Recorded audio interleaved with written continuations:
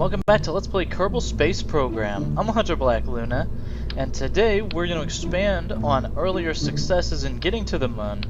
We're going to go there, and we're going to come back. But the thing is, we're going to do it in style. My particular kind of style. If you've seen these videos, you should be very afraid. Because the plan... Actually...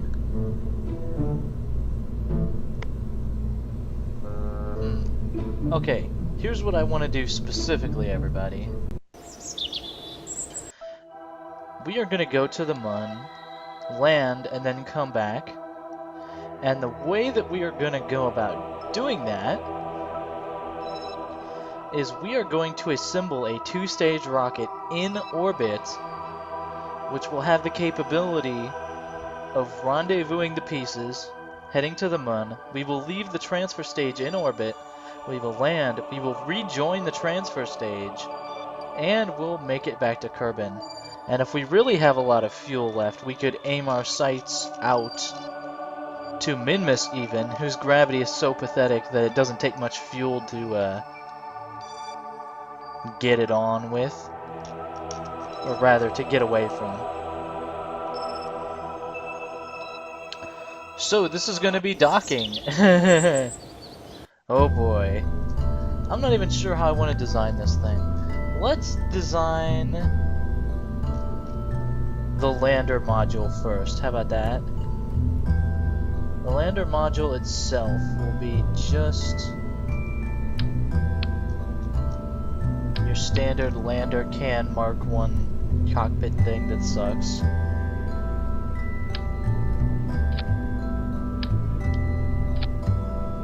Strapped to 2 of these. Because the thing is, like I said, I want it to land and then take off again. We didn't even break orbit last time.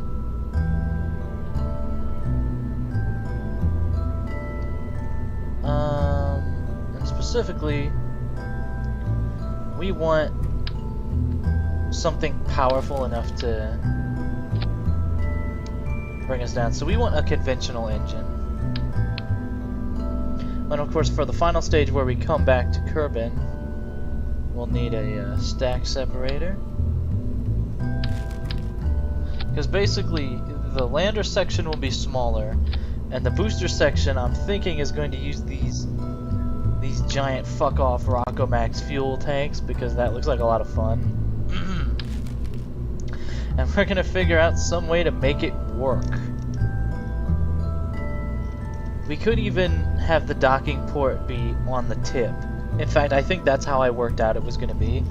So, when assembled, basically this engine will be the front of this ship. It's gonna look weird, but also hopefully cool. And what we need is landing struts. Heavy-duty landing struts. I'm gonna put 4 of these on here, and we're gonna try and line it up with the ladders, I suppose.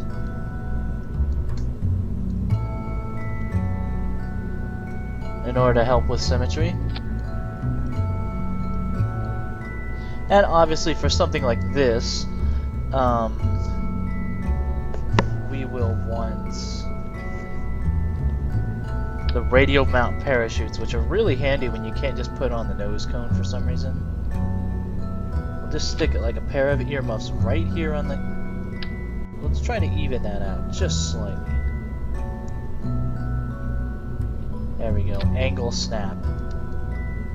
Actually, angle snap looks really handy to avoid the sort of rocket problems that I was having. In terms of like... Now see, look, now it's difficult to put it off balance. Hopefully. That's what we're hoping anyway. What we also want is one of the big ladder things. He said eloquently.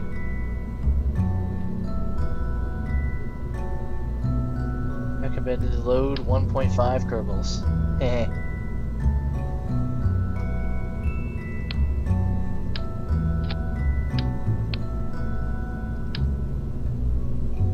Okay, here we are. You only need the one. It should be placed right outside where we emerge from the crew hatch.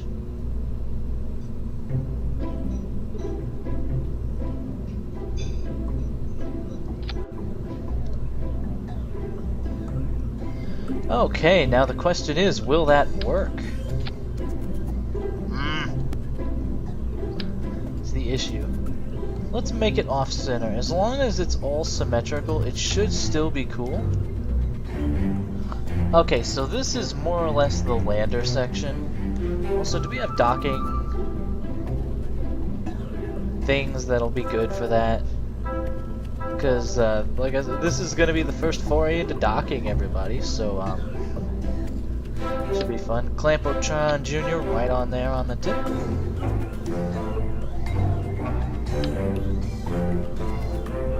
Whoa, that's trippy.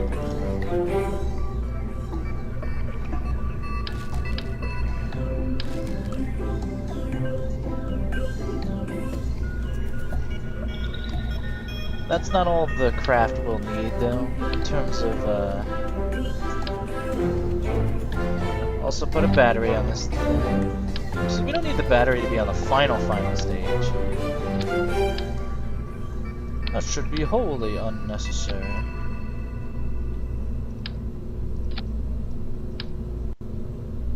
Here, battery, and that's also where we want the SAS and the... Well, the SAS can be anywhere. Although I want it with me when I'm doing these flying maneuvers. So notice how the craft is getting bigger and bigger and bigger? Yeah. We're gonna try this without RCS.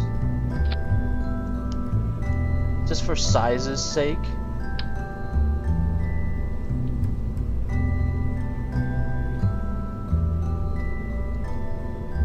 We're gonna test this thing out to see how it goes. We're gonna repurpose the name Unity 1.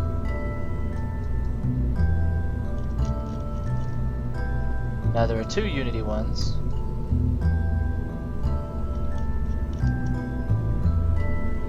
There's the simpler one, and then there's the one that didn't even begin to work.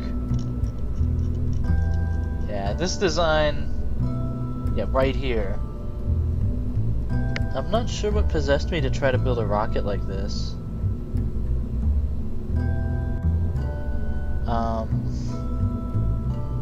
But we'll get rid of that.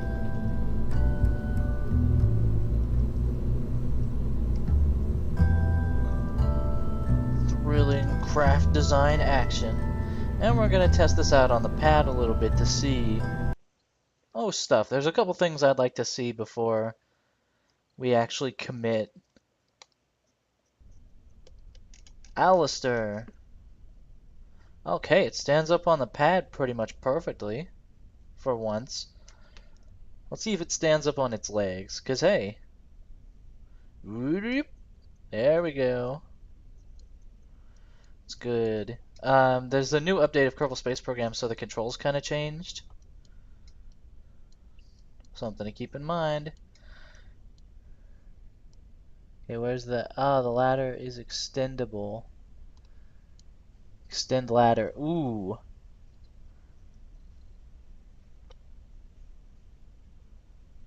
Okay, that's cool.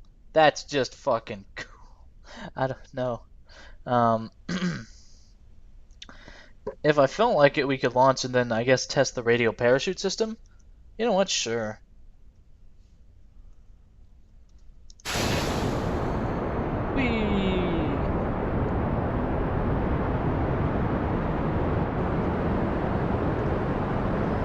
As this thing, the liquid fuel engine, it's not the most powerful one, but it's a decently. Also, this will give us a good idea of our endurance, because this is what we need to land, and then come back to the ship with. Or come back to the transfer stage. That's the thing. Okay. Let's retract these at least. It's fully controllable.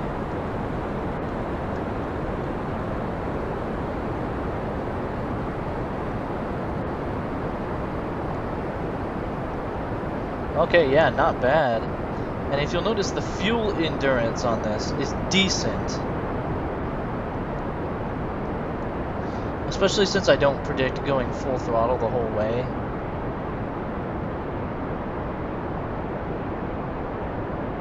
This could do it.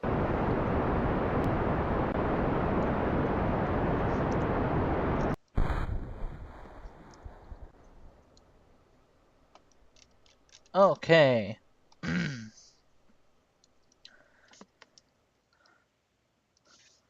Let's slow down the time. Let's throttle down.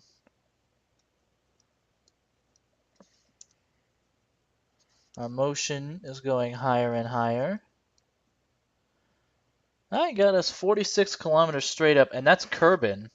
Like, we couldn't make orbit in Kerbin, but given that the moon is so much less dense, I think we can do it.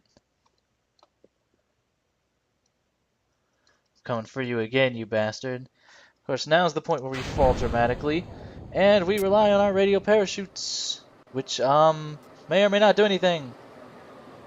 I don't think they were supposed to deploy yet. We may have fracked the staging just a bit. I don't know, he's gonna be fine, I think. Even though the parachutes are kind of clipping through each other.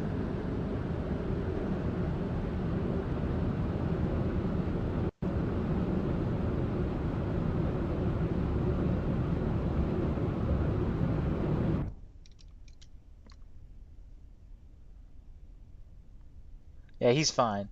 Okay, so stage 1 works. Whether it'll have enough for an idiot like me to actually land on the moon, I might put boosters on the side of it or something, considering since we're going to be assembling in orbit, we can take some liberties that we wouldn't otherwise be able to. There's the wreckage of my attempt to create a Predator drone. Okay, and the flight. Yeah.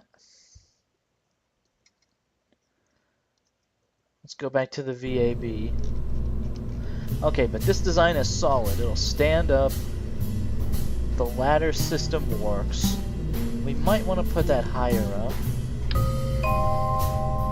Like on this. Does this thing have 2 decouplers on? Oh no, that's the SAS module. But like, right here should still be on the decoupler.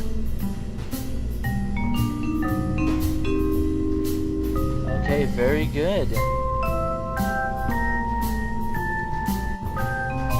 Now, we just need to dock the damn thing. Oh, I just remembered.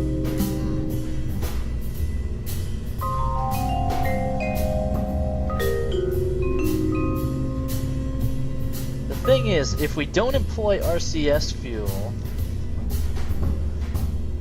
then docking is going to be very, very difficult. So I think what I'm gonna do is go up with RCS fuel on the second. So this is the Unity 1A. And then, like, after I design these two, then we'll design like a launching system to get them up there with lots of booster rockets. Just something to get them into orbit. And then, what if we design the exact same thing, literally down to the same part?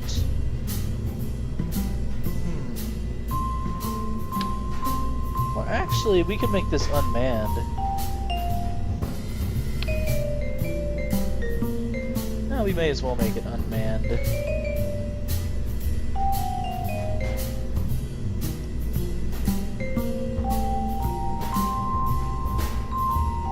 This one will definitely need a battery though. Where's the Clampatron Jr.? This is basically my requirement is that the Clampotron Jr. put a docking port on a docking port.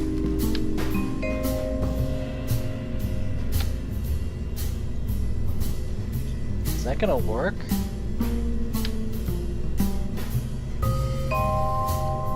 Come on, game. There we go. Now, in theory, that should be okay.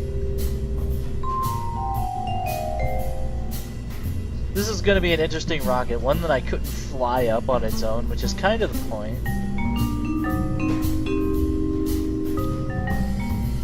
Okay, so we have the control surface.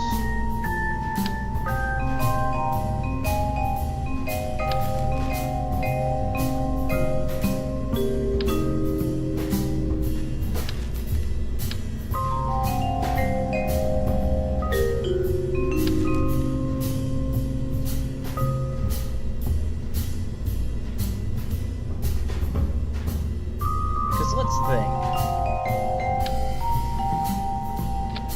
There we go.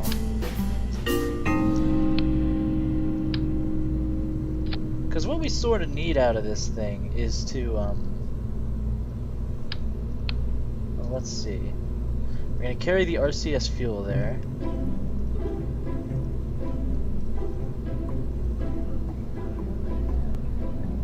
RCS, there we go. Yeah, we'll do a big tank of RCS fuel. May as well. It's more mass to push around, but I think it'll be okay.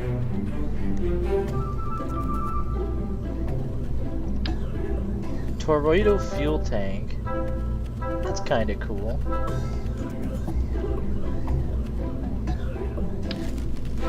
But basically, you've guessed it already. But oh man, should we even do that? Like, it might be a little too much. I mean, I was just thinking, getting that into orbit is gonna be rough. Yeah, that fuel tank should be enough. That was because, I mean, we're gonna be in space, which means we get like 4 times the fuel efficiency. So this would be like the... Yeah, like I said, this thing's gonna look weird. It's kind of the point. As long as it all holds together. Do I want an SAS module on this? Honestly, I can't live without SAS. Although we'll have to disable one of these modules when it comes time to put them together, or else it may shake itself apart. Which might happen anyway. That'll be interesting to see. I also want batteries on this specifically. And probably some means of power generation. We could try those radioisotope thermal generators.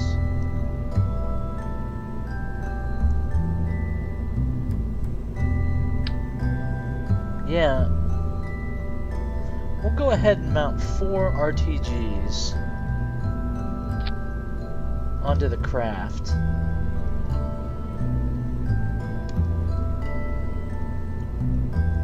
That should provide plenty of electricity. In fact, that's probably over-optimal. We probably only need the 2, because how heavy are they? They're not that heavy. Well, they are expensive as hell, so let's pretend we care about being expensive as hell, shall we? We'll mount the RTGs there. Now that looks a little surreal. And of course this thing's gonna need an engine.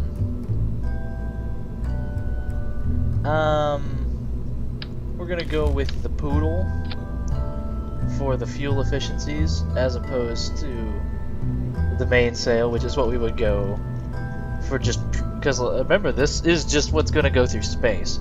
And this is probably way overkilling it, but I'm kinda tired of running out of fuel.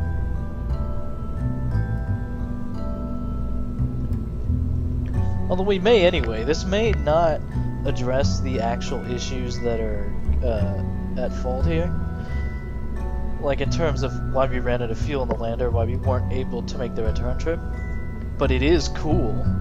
I mean, the docking itself is going to be an adventure. Let's put it that way.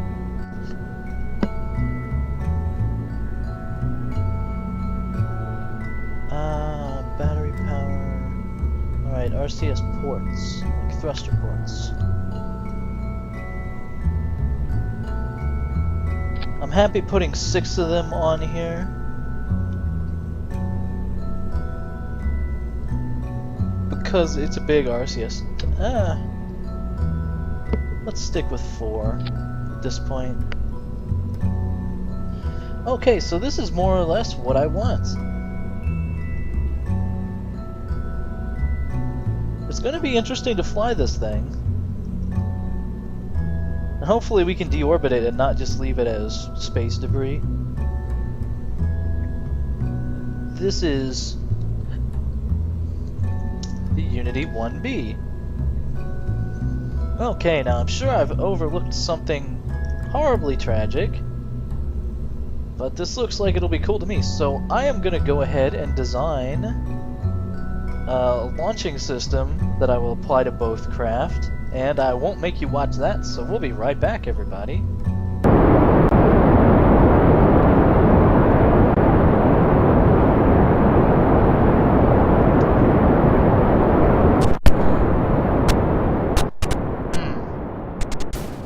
Captain's log. Initial field test of the mainsail engines as an asparagoid booster mechanism have met with some difficulties. Oh goodness, some of the debris is going to make a better orbit than we did.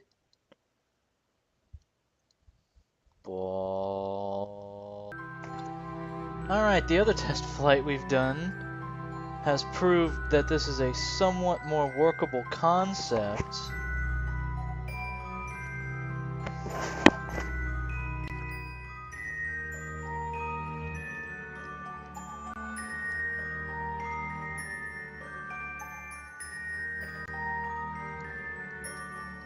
Hmm.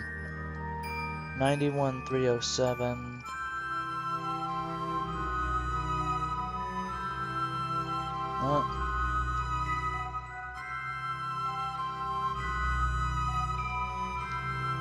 This is... Okay, I just need a list of nudges to about like 100,000. There we go, 100,000. If I can get it to 100,000 on both sides with low eccentricity, we've got a much better shot of doing it. She made orbit though, and I didn't even use the asparagoid system, so I've got high hopes for what this craft can do. Now we bring her around and trim out the other side until we've got about 100,000 on each side.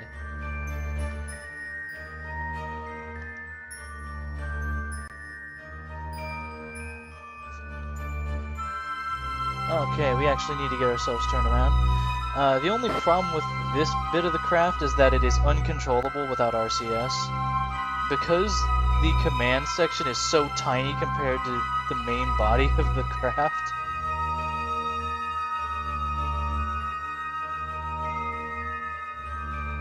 Fortunately, we have tons of RCS.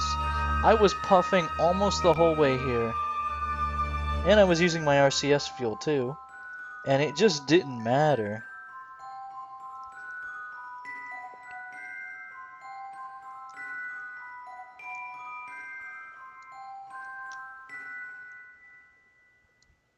Let's see, 100,000 is well clear of the atmosphere. Now the thing is, this will... Actually, we should have gotten ourselves turned completely the other way. But look at that. The monopropellant is still very good.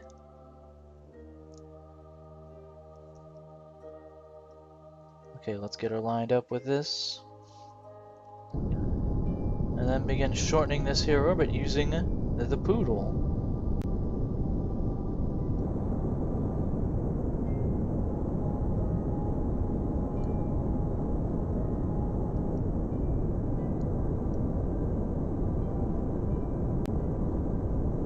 tightening her up to about 100,000 on each side will just make it easier on me, honestly.